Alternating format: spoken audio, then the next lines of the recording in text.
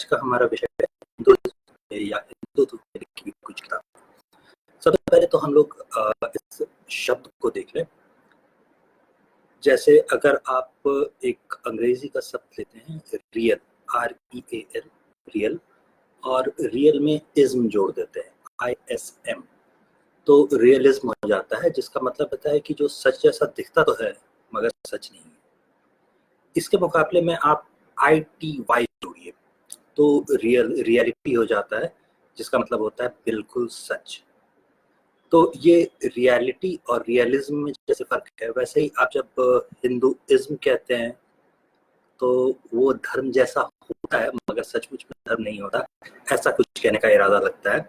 जबकि जब आप क्रिश्चियनिटी कहते हैं तो उसमें ITY लगा हुआ होता है, और वहाँ आपका ध्यान जाएगा कि ये जैसे रियलिटी होता है कुछ कुछ वैसा शब्द बनाया गया है। तो अगर हम लोग हिंदुइटी देखें तो ऐसा कोई शब्द होता नहीं, इसलिए हम लोग बेहतर है कि हम लोग हिंदुत्व शब्द का इस्तेमाल करें बजाय इसके कि उनके दिए हुए किसी शब्द को इस्तेमाल करें। तो सबसे पहले हिंदुत्व पे किताबें, और सबसे पहली जो किताब हम इस बारे में जिसके बारे में हम बताना चाहेंगे वो होगी बीइंग हिंदू।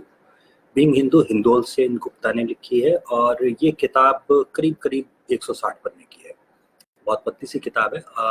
जाहिर सी बात है कि इसमें सारी बातें हिंदुत्व के बारे में आ गई हों, ऐसा तो बिल्कुल नहीं है।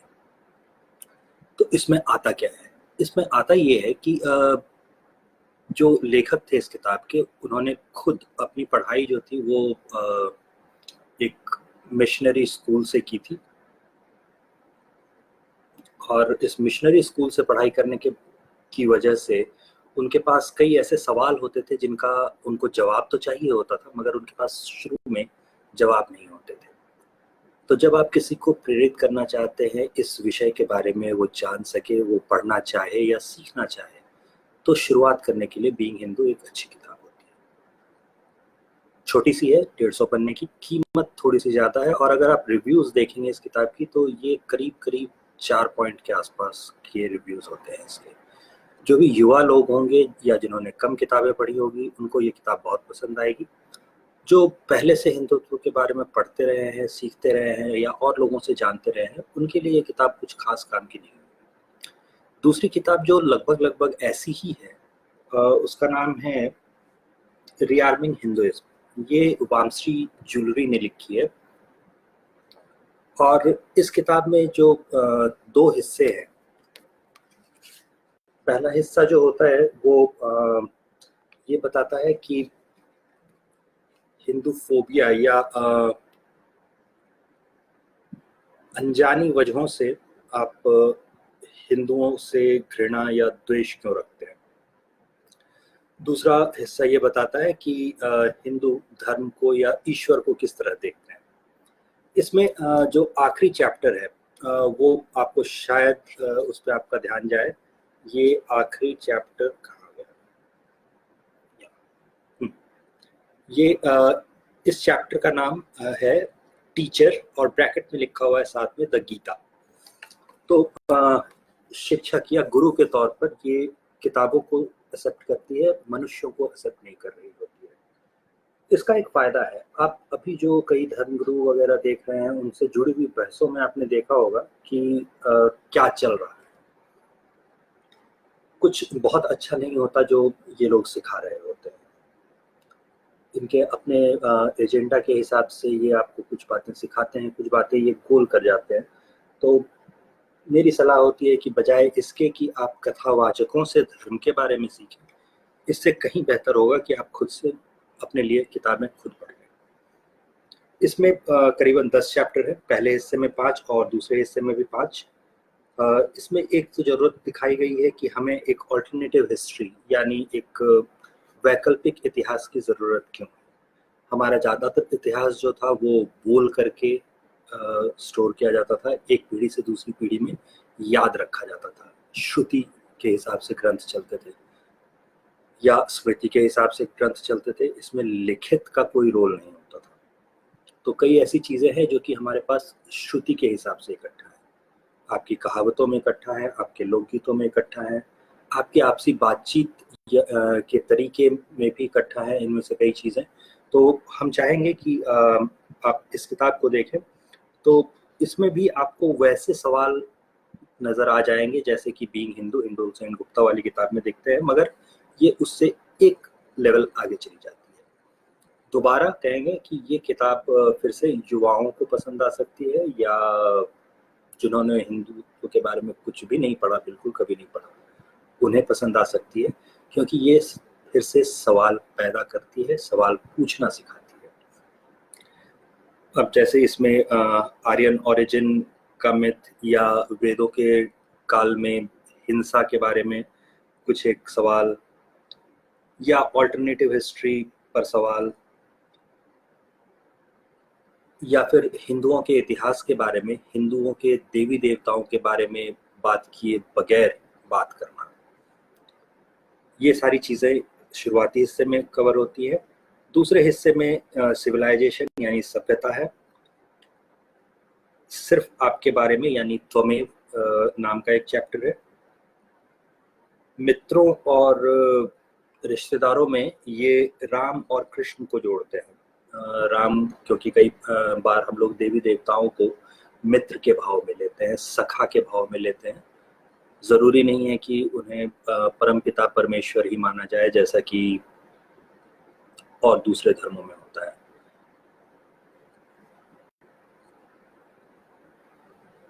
तीसरी किताब जो मेरे पास है वो है व्हाट इज हिंदुइज्म। ये डेविड फ्रॉलिंग की किताब है।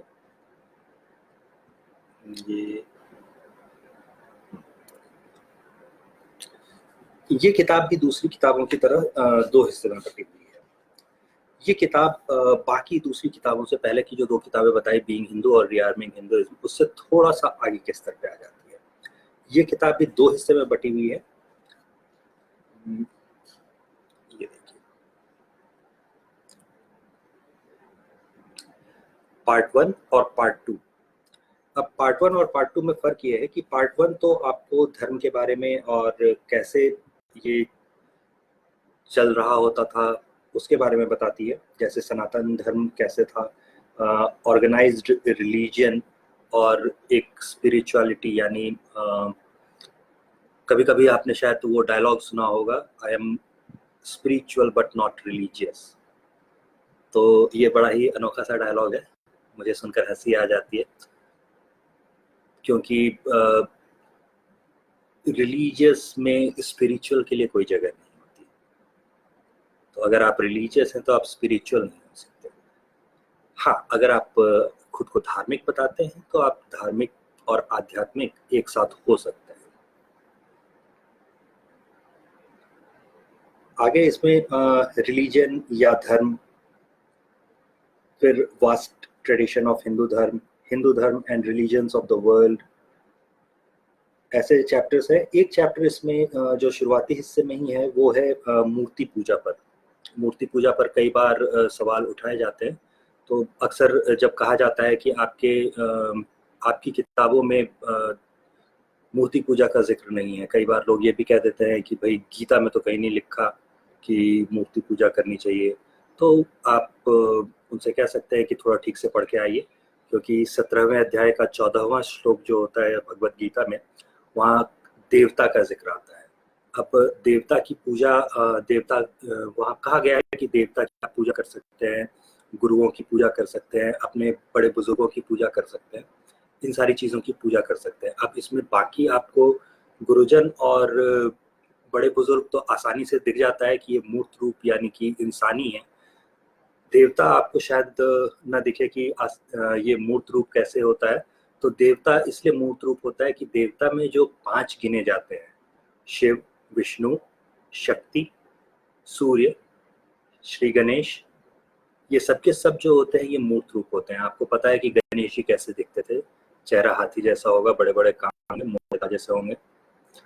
शिव के लिए आप शिवलिंग इस्तेमाल करते हैं, विष्णु के लिए शालिग्राम इस्तेमाल किया जाता है, सूर्य आपको हर रोज नजर आते हैं, शक्ति पूजा यानी दुर्गा पूजा के टाइम पर आप मूर्तियां स्थापित करते हैं और वो दिखती कैसी है ये आपको अच्छी तरह पता है। तो ये जो 17वें अध्याय का 14वां श्लोक है उसमें अगर देवता इस्तेमाल हो जाता है शब्द, तो अपने आप ये 5 के 5 कोटि के देवता जो होते हैं, जो ईश्वरीय शक्ति से संपूर्ण माने जाते हैं, इनकी पूजा यानी कि मूर्ति पूजा का विधान स्पष्ट हो जाता है। तो ये कहना बेकार है कि मूर्ति पूजा नहीं होती थी। तो एक चैप्टर इसमें उस मूर्ति पूजा पर भी है। जो इसका दूसरा भाग है वो ज़्यादा इंटरेस्टिंग है। ये ऐसे सवालों से भरा हुआ है जो अक्सर हिंदुओं के बारे में पूछे जाते हैं। ये फ्रिक्वेंटली आस्क्ड क्वेश्चंस के सेक्शन जैसा है। कई बार जब आप विदेशी प्रोडक्ट्स खरीदते हैं तो आपको एक FAQ नज़र आता है, फ्रिक्वेंटली आस्क्ड क्वेश्चंस। अक्सर जो सवाल आपसे पूछे जाते हैं, कई बार मिशनरी स्कूलों में पढ़ाई करने की वजह से आपको ऐसे सवालों का सामना करना पड़ा होगा।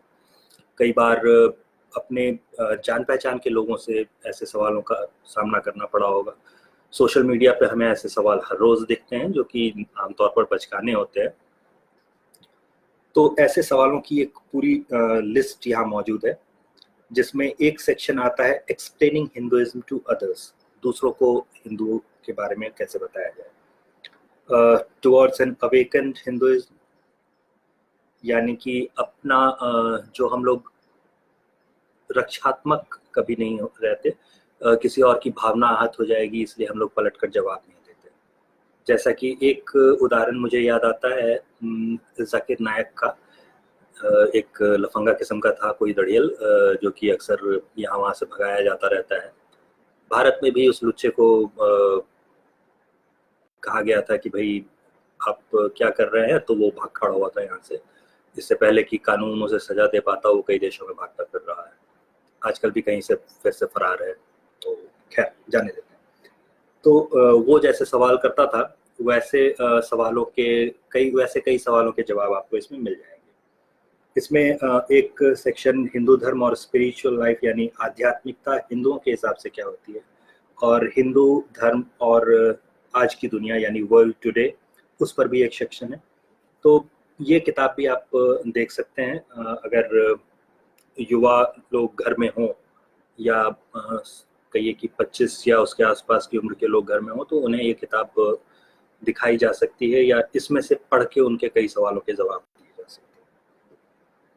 इसके आगे जो हम किताब एक और लेकर आए हैं, ये मेरे पास काफ़ी पुराने वर्जन है इन किताबों के, ताओ ऑफ फिजिक्स और Zen and the art of motorcycle maintenance. ये दोनों किताबें ऐसी हैं जो ताओ ऑफ फिजिक्स तो सीधा सीधा कहती है कि ओरिएंटल रिलीजन और विज्ञान का संबंध क्या है। ओरिएंटल रिलीजन मतलब, ओरिएंट शब्द का मतलब होता है पूर्व, यानी पूर्व के धर्म। ये ताओ की बात कर रही होती है, जो कि काफ़ी हद तक बौद्ध धर्म से जुड़ा हुआ है। मगर आप इसे पढ़कर देखेंगे तो आपको पता चल जाएगा कि लगभग वो सारी चीज़ें आप हिंदू धर्म में भी पढ़ चुके हैं या सीख चुके हैं, जान चुके हैं कभी ना कभी। तो इस किताब से युवाओं को सिखाया जा सकता है Zen and the art of motorcycle maintenance, इसलिए क्योंकि कई बार युवाओं की मोटरसाइकिल मेंटेनेंस में रुचि होती है या अपनी मोटरसाइकिल से उन्हें बहुत प्यार होता है, क्योंकि उनके पास ले दे करके एक मोटरसाइकिल ही होती है। बाद में जब कार वार आ जाती है तो उन्हें उतनी मोहब्बत नहीं रह जाती, कभी कभी रह भी जाती है। तो Zen and the art of motorcycle maintenance जैसी किताबों में भी उनकी रुचि हो सकती है। तो 25 से कम के बच्चे अगर घर में हैं तो ताओ ऑफ फिजिक्स और Zen and the art of motorcycle maintenance जैसी किताबों से आप शुरुआत कर सकते हैं उन्हें धर्म के बारे में बताने की, और कैसे धर्म वैज्ञानिक होता है बजाय इसके कि रिलीजन इज नॉट साइंटिफिक में वो विश्वास करें, ये कोशिश की जा सकती है। रिलीजन का साइंस से कोई लेना देना नहीं होता, मजहब का विज्ञान से कोई लेना देना नहीं होता, धर्म वैज्ञानिक होता है। इसके बाद जो किताब मेरे पास है वो है ऑटोबायोग्राफी ऑफ अ योगी। ये पुराना एडिशन है, अब ये वाला एडिशन नहीं मिलता, इसके बाद वाला एडिशन मिलता है। ये वाला एडिशन ढूंढने जाएंगे तो मेरे ख्याल से मुश्किल से और काफ़ी महंगा मिलेगा। अभी वाला जो एडिशन है वो थोड़ी सी एडिटिंग के साथ है, मगर जब आप ऐसे साधु सन्यासियों की ऑटोबायोग्राफी रखते हैं, चाहे ये ऑटोबायोग्राफी ऑफ योगी परमहंस योगानंद की किताब हो या फिर स्वामी विवेकानंद की ऑटोबायोग्राफी जो वेदांत उनके प्रकाशन से ही आती है, रामकृष्ण मिशन आश्रम के प्रकाशन से ही आती है, हिंदी में भी आती है, अंग्रेजी में भी, उसे भी आप रख सकते हैं और देख सकते हैं। इन दोनों साधु संतों के साथ अच्छी चीज़ ये थी कि ये लोग हाल फिलहाल के हैं, ऊपर से इन्होंने खुद देखा और अनुभव किया है, तीसरी चीज़ ये कि ये लोग ऐसी जगहों पर प्रचार कर रहे होते थे जहाँ पर विरोध ज़्यादा था और इनकी बातों का सम्मान बहुत कम था। तो ऐसी जगहों पर अपनी बात कैसे रखी जाती है या किन बातों पर जवाब क्या होता है, किन सवालों का, इन चीज़ों के बारे में इन ऑटोबायोग्राफीज को पढ़ने से आपको पता चल सकता है। इसलिए कोशिश करें कि ऐसी किस्म की ऑटोबायोग्राफीज 1 या 2 आप अपने पास रखें। एक छोटी सी किताब मेरे पास थी, ये इंटीग्रेटिंग मैकलेस चिल्ड्रन। ये सीधे सीधे धर्म पर लिखी हुई किताब नहीं है, लेकिन ये किताब या फिर जैसे एक लेखक हुआ करते थे धर्मपाल, उनकी द ब्यूटीफुल ट्री, ये किताबें महत्वपूर्ण इसलिए हो जाती हैं क्योंकि आपका धर्म आपकी संस्कृति और सभ्यता से बिल्कुल सीधे तौर पे जुड़ा हुआ है। आप हिंदुओं की धार्मिक रीतियों को अगर चाहें कि उनकी सामाजिक रीतियों से अलग कर दें, तो ये बहुत मुश्किल काम है। चाहे वो जाति व्यवस्था हो, चाहे आपके पहनने, ओढ़ने, बातचीत करने, खाने-पीने का ढंग हो, इन सारी चीज़ों में आपकी धार्मिक मान्यताएँ घुसी हुई हैं। उसे आप बिल्कुल अलग करके नहीं देख सकते। इसलिए ये किताबें इम्पोर्टेंट हो जाती हैं, क्योंकि जो मैकले या फिर ऐसे दूसरे लोग थे, इन लोगों की कोशिश यही रही थी कि धार्मिकता को हिंदुओं के समाज से अलग किया जाए, किसी तरह बताया जाए कि ये चीज़ें गलत हैं या बुरी हैं या कम अच्छी हैं। इनकी तुलना में क्रिश्चियनिटी ज़्यादा अच्छी है, क्योंकि ये लोग सारे सीधे तौर पे या अप्रत्यक्ष, परोक्ष तौर पे मिशनरी होते थे। तो इनका ऐसा मानना रहा था, जैसा कि मोहनदास करमचंद गांधी की बायोग्राफी आप देखें, तो उसमें भी शुरुआती पन्नों पे ही आपको मिल जाएगा कि कैसे ईसाई मिशनरी जो होते थे वो चौक-चौराहों पे उनके स्कूल के पास खड़े होते थे और हिंदुओं को गाली दे रहे होते थे, जिसकी वजह से उनका ईसाई धर्म के प्रति काफ़ी द्वेष रहा था लंबे समय तक। बाद में वो गांधी थे, तो उन्होंने अहिंसा जैसे सिद्धांतों का पालन किया और इस द्वेष की भावना से थोड़ा ऊपर उठ पाए। लेकिन ये एक पक्षीय था, दूसरे पक्ष ने द्वेष की भावना कभी छोड़ी हो, ऐसा कोई उदाहरण या कहीं लिखा हुआ पढ़ा हो हमने, ऐसा हमें याद नहीं आता। तो धर्मपाल या ऐसे लेखकों की किताब भी वहाँ पे ज़रूरी हो जाती है। तो ये शुरुआत में हिंदुत्व से जुड़ी हुई किताबों की बात थी। इससे आगे जब आप पढ़ना चाहेंगे तो शायद आप और इससे ऊँचे स्तर की किताबें उठाना चाहें, जैसे कि सावरकर की हिंदुत्व पे किताब है, वो पढ़ना चाहें।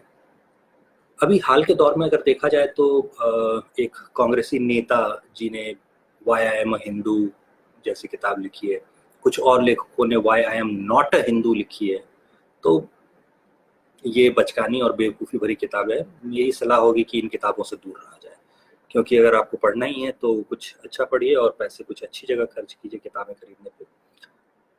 बजाय इसके कि आप ऐसी किताबें पढ़ें या खरीद लाएं जो कि एक तो आपकी बुद्धि को नुकसान करती है और दूसरा कि उन्हें ज़्यादा बेहतर फंड देती है अगली बार ऐसी किताबें और छापने के लिए। तो फिलहाल के लिए इतना ही। इन किताबों के बारे में हम हमेशा की तरह वापस डाउनलोड करने के बाद इसे यूट्यूब पे डालेंगे, तो लिंक के साथ डाल देंगे ताकि आप ये किताबें ऑनलाइन देख सकें। सलाह मेरी यही रहती है कि आप अपने स्थानीय किताब की दुकानों से इन्हें खरीदने की कोशिश करें। अगर वहाँ पूछेंगे तो ऐसी किताबें रखी हुई जाने लगेंगी, क्योंकि कई बार ऐसा भी होता है कि प्रकाशक और दुकान चलाने वाले किताबें बेचने के बदले एजेंडा बेचने लगते हैं। तो आप पूछना शुरू करेंगे तो वो एक दुकानदार की तरह बर्ताव करेगा और ऐसी किताबें दुकानों में भी दिखनी शुरू होगी। फिलहाल के लिए इतना ही। धन्यवाद। और हाँ, सवाल हम देख नहीं पाए क्योंकि यहाँ सवाल की जो लिस्ट जहाँ पे दिखाई देती वो जगह बिल्कुल ब्लैंक है। तो एक बार जब हम ये वीडियो एंड कर लेते हैं तो आपके सवालों का जवाब भी दे सकेंगे। धन्यवाद।